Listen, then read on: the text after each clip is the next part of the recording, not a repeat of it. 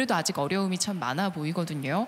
일단 남북 간의 교류가 끊긴 지 워낙 오래되기도 했고요.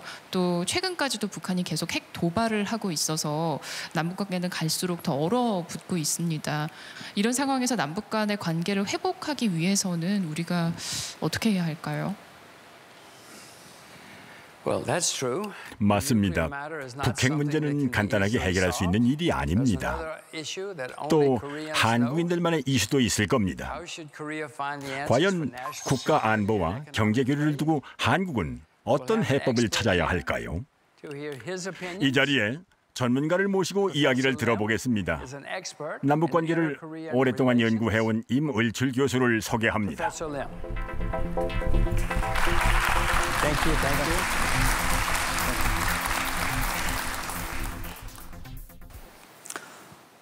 요즘 북한 관련 뉴스들 많이 보시죠? 뉴스를 보면 지금 우리가 북한과 얼마나 긴장된 관계인지를 아실 수 있을 겁니다. 지난해에는 북한의 4차 핵실험과 장거리 미사일 발사로 개성공단까지 폐쇄됐는데요. 이후로 남북 관계는 완전히 얼어붙었습니다.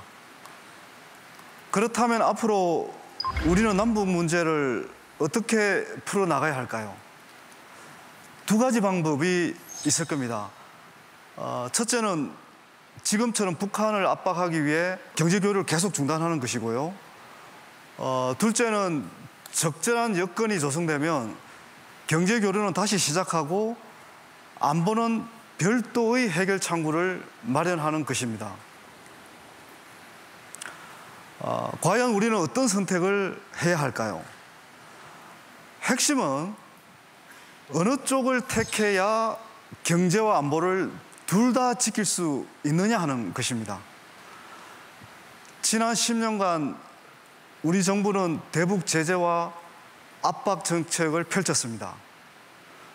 하지만 이 시기에도 북한은 핵실험을 강행했습니다. 오히려 우리의 경제적 손실만 커지고 있습니다. 반면 중국은 북한에서 실익을 챙기고 있습니다. 북한이 중국과의 무역과 경제 협력에만 의존하게 되었기 때문입니다. 현재 얼마나 심각한 상황인지 함께 보도록 하겠습니다.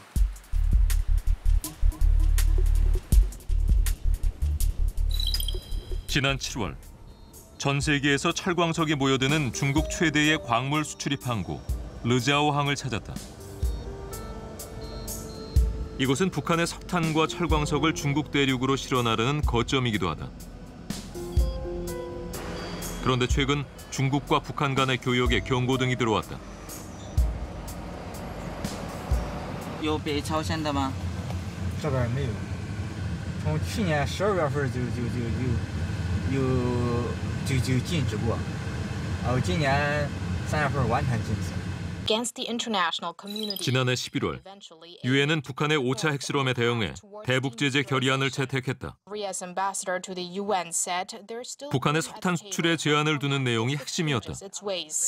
All member states are obliged to enforce the sanctions contained in this resolution scrupulously.